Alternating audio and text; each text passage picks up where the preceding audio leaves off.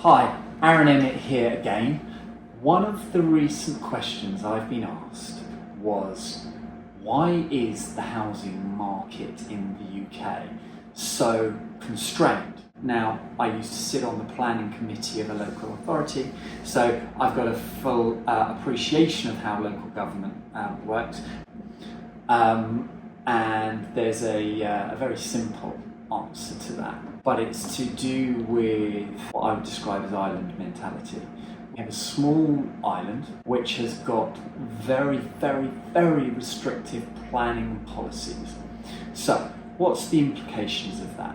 Well, governments from the last 15 to 20 years have been expressing the need to build houses to stimulate the economy and various other things.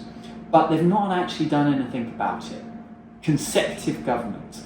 Every time they tinker or play with the planning system, and in 2010 there was the incumbent government, which was a Conservative government, brought in the National Planning Policy Framework. But the long and the short of it is that just creates an excuse for local government to slow down and do nothing when they get their heads around the new policies. It was supposed to simplify things, it was supposed to speed things up. But it doesn't. And the planning system, the way it's structured, is very counter-intuitive to actually the development of building and construction of homes. So it leads to a massive constraint on the ability for houses to be built.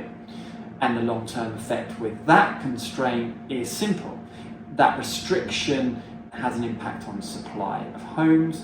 The demand for those homes increases, and you have an ever-increasing house price index which goes up, and it usually goes up over and above inflationary levels and so on and so forth. And it basically, that's the reason.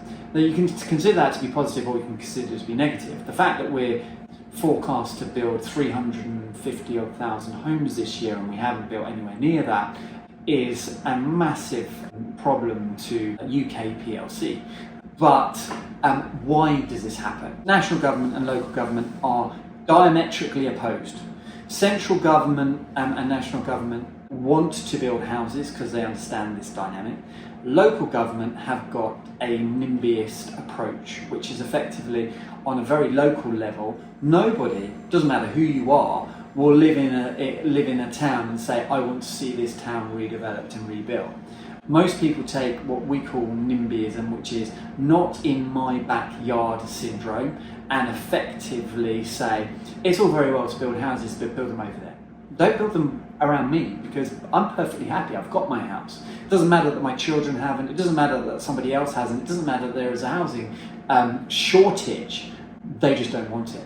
Added to that, we have this green belt restriction, which is sacrosanct. Of course, nobody wants to see any houses built on green land. Why would you want to do that? There's plenty of other places to build. And you've got that natural restriction. Planning restrictions in any shape or form are incredibly draconian. It costs an exuberant amount of money to get planning permission. And there's no guarantee. That's why we have the phrase planning risk. So, those elements and that local government versus national government is exactly why the UK has this very constricted housing shortage. And that's the core element behind it.